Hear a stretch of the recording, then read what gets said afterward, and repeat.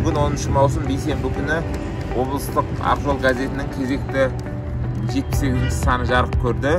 Облыс әкімі Бердібек Сапарбаевтың Жамбыл ауданына іс-сапармен ашылып отыр. Онда мал жайылымы мәселелері және бірқатар нысандардың, жаңа нысандардың ашылуы қамтылған. Және де аудандық әкімдікте арнайы жиын өткен.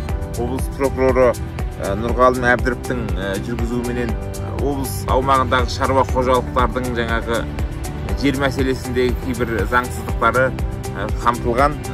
Заң және заман айдары бойынша адвокаттардың қорғалама деген мақаламенен бірінші бет ашылып отыр. Мұнда тілші Асқат Райқұл адвокаттар туралы жаңа заң шыққаны, соның адвокаттарға қандай әсері бар, адвокаттардың құқығын қорғай ала ма, осы мәселелерді қамтып өткен.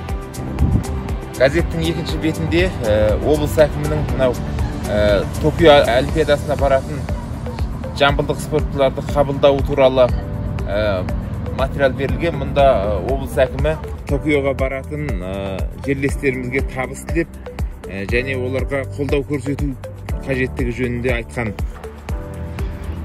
Газетіміздің 4-ші бетінде еліміздің тәуелсіздігінің 30 жылдығы мерекесіне қарсаңында Сарысу ауданының әкімімен сұхбат жарияланған. Мұнда Жаңатас қаласының жай-күйінде Жаңатастағы жылу қазандығының мазуттан газға қашан ауыстырылатыны туралы мәселелер тілші Жүрсінкүл Жақып тарапынан көтерілген. Сұхбат өте оқылымды, қызықты. Газетіміздің 6-ші бетінде облыстық полиция департаменті басшысының орынбасары Халметовтің жасөспірімдердің қылмысы, олар тәрбиесі туралы мақала жарияланған.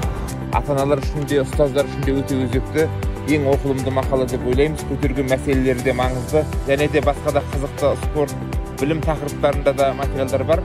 Сондықтан бүгінгі Ақжол газетін қызыға оқыңыздар, құрметті оқырман.